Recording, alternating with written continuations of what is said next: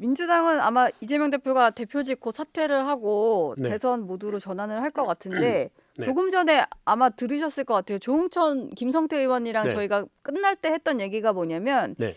이재명 민주당 대표가 그 대장동 민간업자 재판에 증인으로 출석을 해야 되는데 네.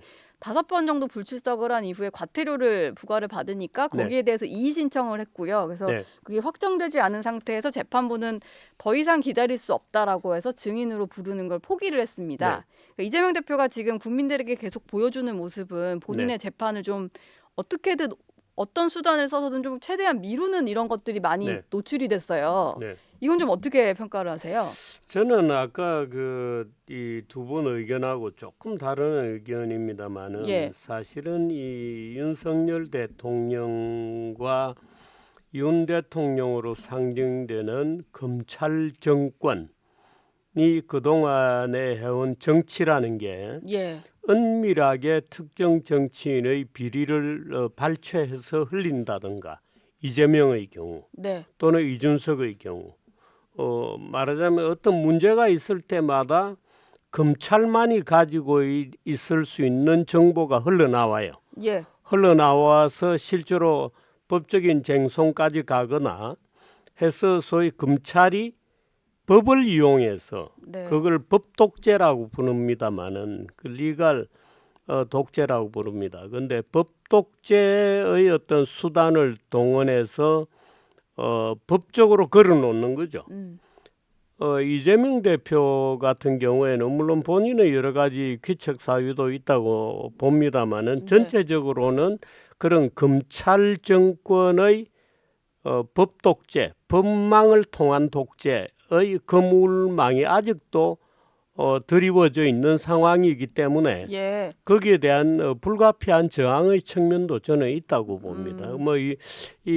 그래서 이재명을 악당으로 만들어 놓는 거죠. 네. 끊임없는 수도 없는 법망을 통해서. 그래서 네. 제가 공직선거법 허위사실 유포 같은 경우에는 이재명 대표가 어떻든 무죄를 받게 됐고 2심까지 무죄죠. 제가 무죄라고 늘 주장을 해왔죠. 예. 이런 식의 공직선거법 허위사실 유포 혐의를 마구잡이로 정적에게 네. 그것도 낙선자에게 걸면 안 된다. 그래서 제가 지금 주장하는 것은 지금이야말로 윤석열 대통령이 이제 대통령이 아니죠. 예. 전 대통령이죠. 네.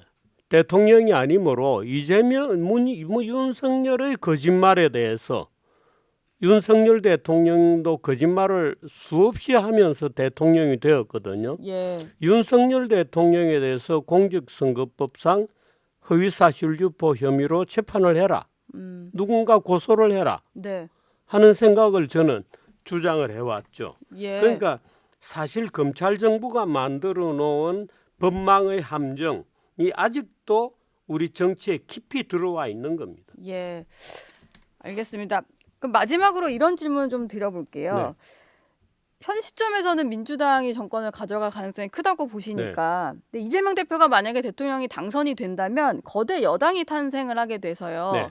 아무도 견제를 할 수가 없게 되거든요. 네. 그리고 지금 사법부도 어찌 보면 이재명 대표에게 좀 유리한 판결들이 좀 나오는 걸 보면 그것 네. 때문에 일각에서 오해도 많이 합니다.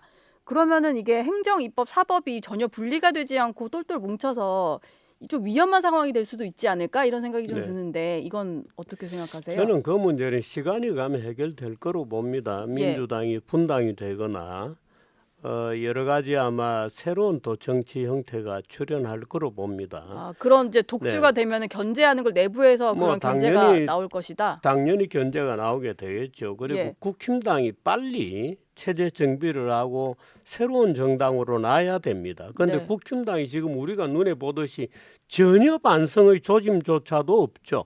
그런 상황이 지금 걱정하는 예. 일당 독재적 상황을 정당화해주고 있는 겁니다. 그러니까 네. 빨리 국힘당이 개혁이 돼야 됩니다. 예. 그게 급선무고 네. 이제 제가 아까 처음에 얘기한 거는 이제 기대하기로는 민주당 내부에 어떤 견제가 생길 거라고 저는 기대를 하고 오히려 우리가 두려워해야 될 거는 예. 어떤 그 입법 사법 행정의 어떤 일당 독재적 상황이 올 거라는 것보다는 네. 이 이재명을 상징하는 대표되는 민주당이 굉장히 반시장적인 예. 또는 이 반자유민주주의적인 세계관을 오랫동안 누적해 왔다는 겁니다. 예. 그러니까 민주주의를 어떤 절차로서 인식하기보다는 하나의 목표 의식으로 인식한다든가 네. 또는 정치적 과정을 화해와 타협이라기보다는 어떤 뭐 투쟁이라든가 예. 또는 말하자면 반란이라든가 네. 이런데 굉장히 친화적인 어떤 속성을 가지고 있어서 그것이 전국 불안의 근원이죠. 우리가 걱정하는 예. 굉장히 그 독재 친화적인 어떤 기질을 내부에 가지고 있다고 보는 거죠. 그런데 예. 이번에 국힘당에서는 옛날부터 가지고 있던 쿠데타 친화적인 습성이 전혀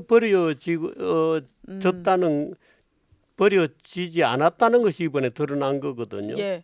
그 민주당도 똑같이 아마 그런 속성이 폭발할 가능성이 있죠. 아. 그게 두려운 거죠. 반시장적인 반자유민주적인, 네, 말하자면 반자유민주적인 민중민주주의적인 예. 또는 나쁘게 표현하면 인민민주주의적인 그런 어떤 충동이 내재하고 있는 거죠. 예. 네. 그러면 국민들이 좀 적절하게 견제와 균형을 할 수 있는 선택을 좀 해줘야 될 것 같다는 생각이 근데 드네요. 지난 예. 국회의원 선거에서 그런 선택을 안 했죠. 예. 아마 오는 대선에서도 그런 선택을 안 할 가능성이 많죠. 국힘당이 빨리 반성을 해줘야 선택할 수 있습니다. 예. 그런데 국힘당이 저런 상태로는 선택 못하죠. 투표율이 아마 굉장히 낮아질 겁니다. 예. 국민의힘도 바뀌어야 된다 이런 말씀이셨습니다. 지금까지 정규재 대표와 함께했습니다. 오늘 말씀 고맙습니다. 네.